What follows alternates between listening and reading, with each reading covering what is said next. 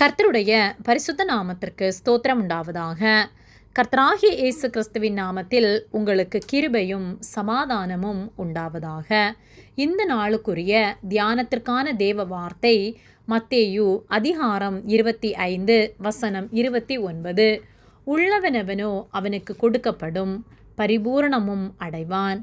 இல்லாதவனிடத்திலிருந்து உள்ளதும் எடுத்துக்கொள்ளப்படும். பிரியமானவர்களே, கர்த்தருடைய பிள்ளைகளாகிய நாம் கர்த்தர் நமக்கு தந்திருக்கிற தாளந்துகளை உபயோகப்படுத்தி கர்த்தருக்காக உண்மையுள்ள வாழ்க்கை வாழ்கின்றவர்களாக இருக்க வேண்டும். மத்தேயு 25:29 உள்ளவனவனோ அவனுக்கு கொடுக்கப்படும், பரிபூரணமும் அடைவான். இல்லாதவனிடத்திலிருந்து உள்ளதும் எடுத்துக்கொள்ளப்படும் என்று சொல்லப்பட்டுள்ளது.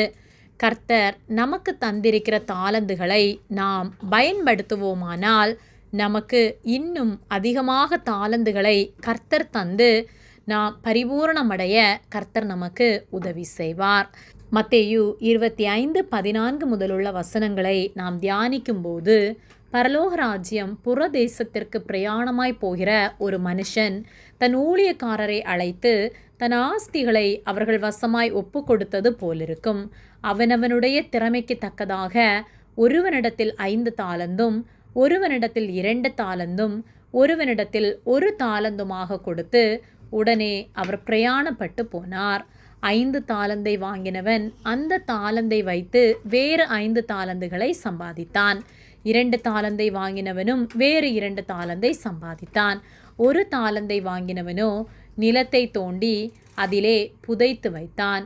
வெகு காலமான பின்பு எஜமான் திரும்பி வந்து கணக்கு கேட்டபோது 5 தாளந்தை வாங்கினவன் தான் சம்பாதித்த 5 தாளந்தையும், 2 தாளந்தை வாங்கினவனும் இதோ நீர் தந்த தாளந்தை கொண்டு வேறு 2 தாளந்தை சம்பாதித்தேன் என்றார்கள். எஜமான் அதை கேட்டு சந்தோஷப்படுகிறார். 1 தாளந்தை வாங்கினவன் நீர் விதைக்காத இடத்தில் அறுக்கிறவர், தெளிக்காத இடத்தில் சேர்க்கிறவருமான கடினமுள்ள மனுஷன் என்று அறிந்து நான் பயந்து போய் உமது தாளந்தை நிலத்தில் புதைத்து வைத்தேன். இதோ உம்முடையதை வாங்கிக் கொள்ளும் என்று சொல்லுகிறான். உடனே அவர் அந்த தாளந்தை வாங்கி 10 தாளந்துள்ளவனுக்கு கொடுங்கள், உள்ளவனவனோ அவனுக்கு கொடுக்கப்படும், பரிபூரணமும் அடைவான். இல்லாதவனிடத்திலிருந்து உள்ளதும் எடுத்துக்கொள்ளப்படும் என்று சொல்லுகிறார். கர்த்தர் கிருபையாய் நமக்கு தந்திருக்கின்ற வாய்ப்புகளை, அவர் நமக்கு தந்திருக்கிற தாளந்துகளை நாம் பயன்படுத்துவோமானால் கர்த்தர் நமக்கு இன்னும் அநேக கிருபைகளை தந்து ஒவ்வொரு நாளும் நம்மை ஆசீர்வதிப்பார். மாறாக அவர் தந்திருக்கிற தாளந்துகளை, கிருபைகளை அசட்டை பண்ணி அதை புதைத்து வைப்பது போல நாம் பயன்படுத்தாமல் இருக்கும்போது நம்மிடத்தில் இருக்கின்றவற்றையும் இழந்து போகிற சூழ்நிலைக்கு தள்ளப்படுவோம். ஆகவே ஞானமுள்ளவர்களாய் கர்த்தர் நமக்கு தந்திருக்கின்ற வாய்ப்புகளை, அவர் தருகிற ஆலோசனைகளை கேட்டு அவர் வழியிலே நாம் நடக்கும்போது கர்த்தர் நம்மை ஆசீர்வதிப்பார். நாம் கர்த்தர் நமக்கு தந்த தாளந்துகளை பயன்படுத்தி கொண்டிருக்கின்றோமா?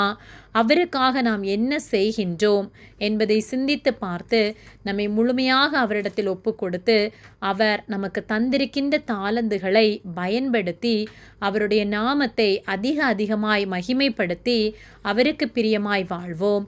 கர்த்தர் நம் ஒவ்வொருவரையும் ஆசீர்வதிப்பார். ஆமேன். ஜெபம்.